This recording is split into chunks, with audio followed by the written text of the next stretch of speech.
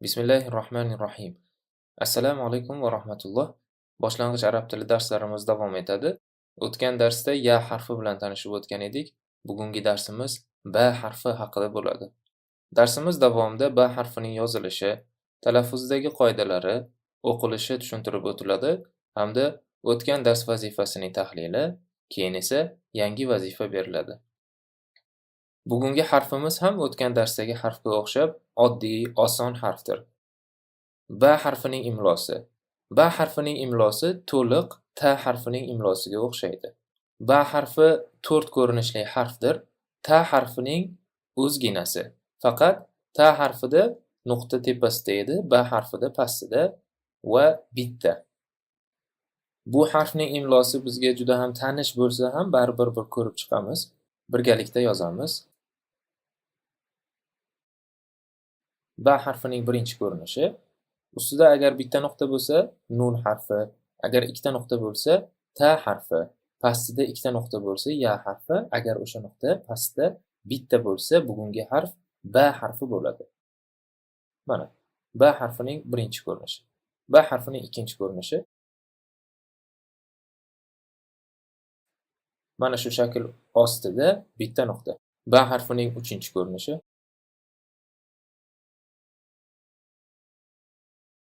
Ostida bitta nuqta va ba harfining alohida ko'rinishi.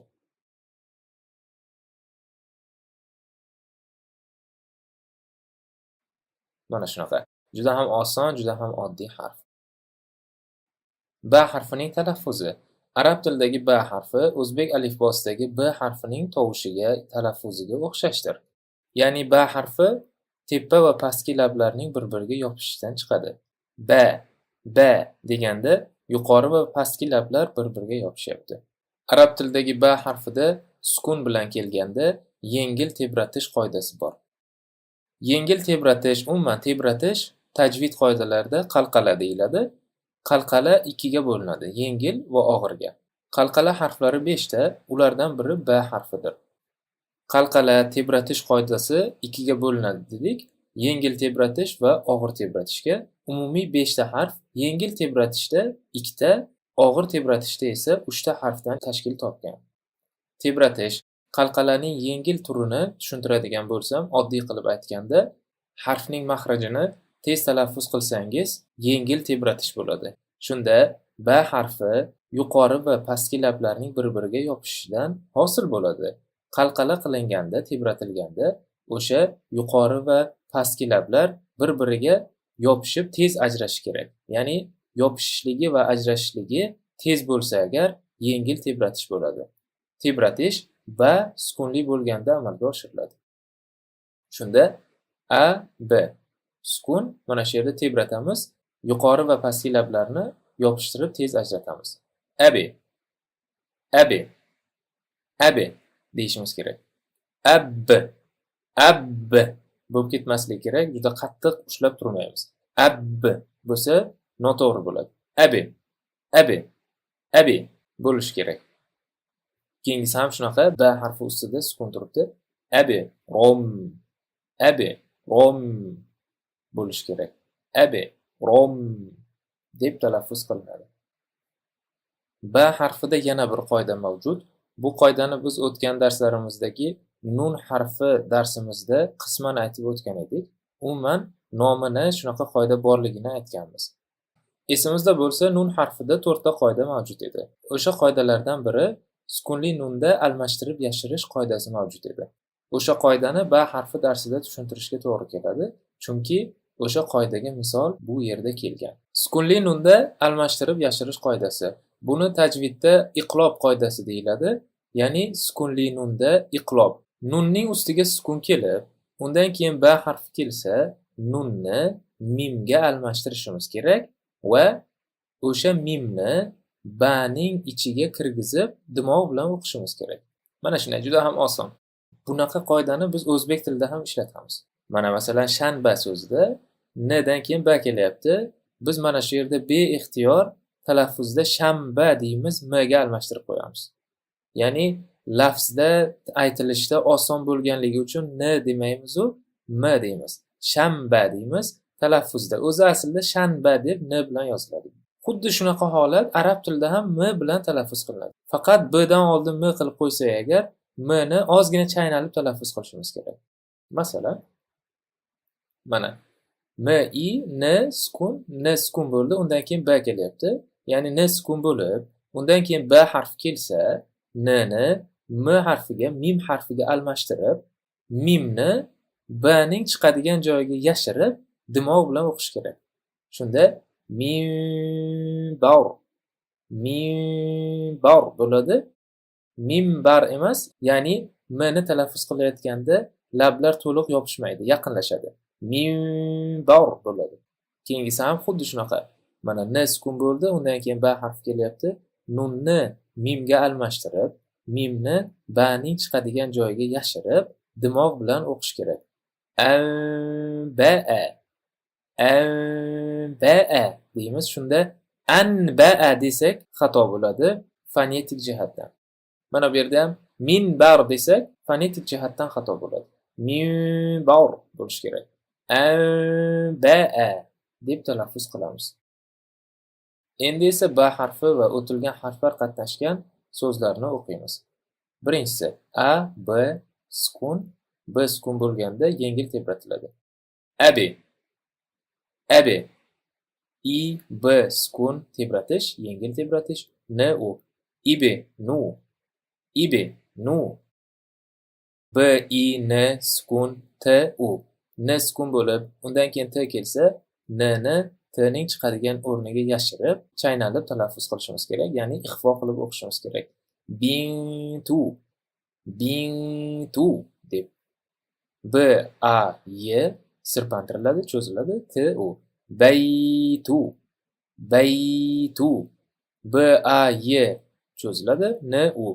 Baynu. R, a, ro, y sukun cho'ziladi, b, u. Roybu. A, r sukun yo'g'onlashtiriladi, n, a, b sukun, b tebratiladi. Arnabi. B, a, z sukun, z sirpantiriladi, r, u. Ru yo'g'onlashtiriladi. Bazro. M, i, n sukun, b. N dan keyin b kelganligi uchun nunni mimga almashtirib, dimog bilan o'qishimiz kerak. Minbar. Z, a, y sukun, ya cho'ziladi, n, a, b sukun, b tebratiladi. Zaynabi. Y, a, n sukun, b. Mana bu yerda yana iqlob qoidasi, nunni mimga almashtirib, dimog bilan o'qiymiz. Yanba'u. M, u, b sukun tebratiladi, r, i, z, ri yengil talaffuz qilinadi. Z cho'ziladi. Mubiriz. B, a, r yo'g'onlashtiriladi, yana b, a, r sukun yo'g'onlashtiriladi. Baur. B, i, a, m sukun, m cho'ziladi ozgina, r, a, ro ya ham cho'ziladi, n, i. Bi'amroyni. B, i, b, a, biba, y sukun cho'ziladi, t, a, y sukun, y ham cho'ziladi, n, i. Bibaytayni.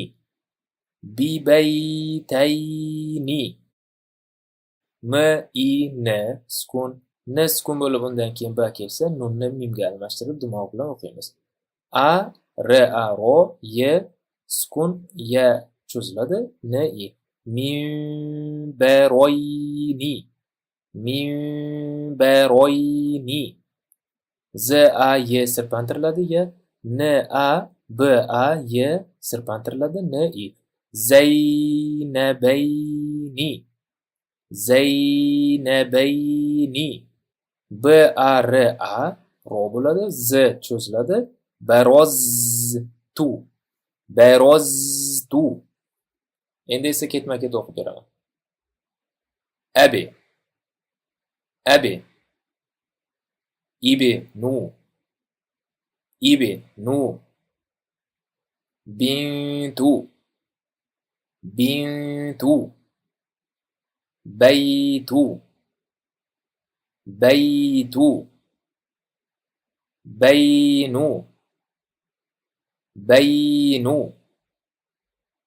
roybu, roybu,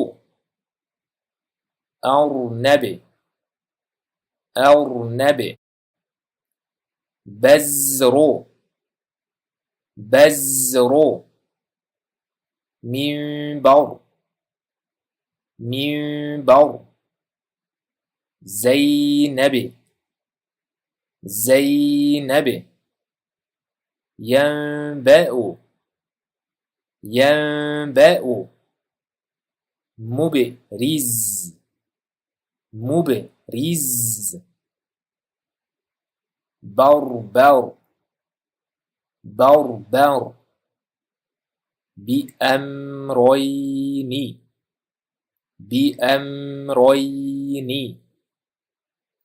ببيتين، ببيتين، منبرين، منبرين، زينبين، زينبين، برزت، برزت.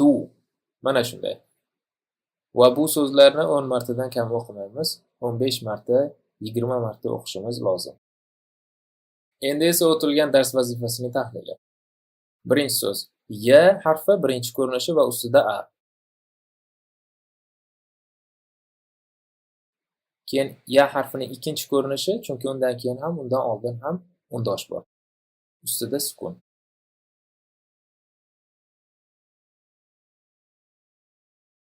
Keyin ta harfining ikkinchi ko'rinishi, chunki undan keyin ham, undan oldin ham undosh bor. Ostida i. Mim harfining uchinchi ko'rinishi, chunki u undosh sifatida eng oxirgi harf va undan oldingi harf chap tomonga qo'l uzatyapti. Va uning ustida u.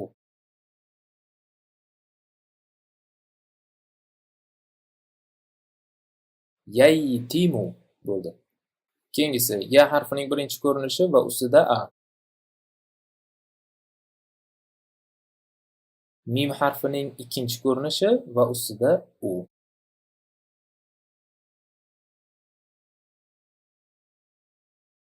Keyin nun harfining uchinchi ko'rinishi ustida a.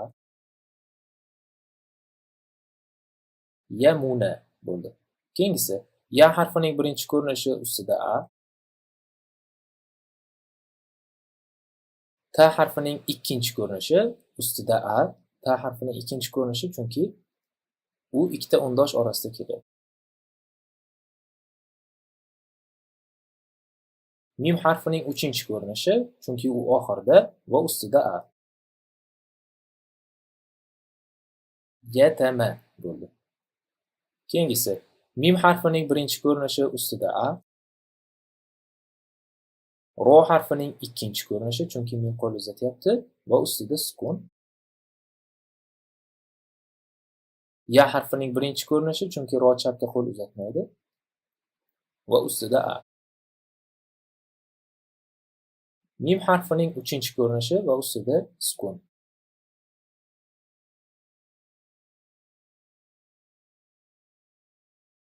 Alif ustida a. Ro harfining birinchi ko'rinishi ustida sukun. Ya harfining to'rtinchi ko'rinishi, chunki bu harflar bir-biriga uladi. Ustida u. Ar-yu bo'ldi. Keyingisi alif hamza ustida a. Ya harfining birinchi ko'rinishi ustida sukun. Mim harfining ikkinchi ko'rinishi ustida a. Nun harfining ikkinchi ko'rinishi ustida a. ta harfining 3-ko'rinishi, chunki oxirida kelyapti va ustida sukun.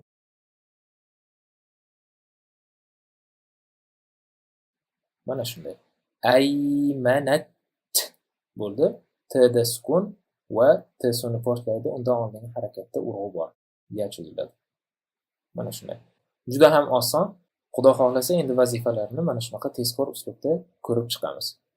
Darsimiz yakunida yana so'zlar beriladi va bu so'zlarni siz arab yozuvida shakllantirasiz. Darslarimizni muntazam kuzatayotganlar bo'lsa, albatta dars borasida fikrlaringizni bildiring. Biz sizni qanchalik o'zlashtirayotganligingiz, nimani tushunayotgan yoki nimani tushunmayotganligingizni bilsak agar, shunga qarab albatta savollarga javob berar edik. E'tiboringiz uchun tashakkur, salomat bo'ling. Vassalomu alaykum va rahmatullohi va barakatuh.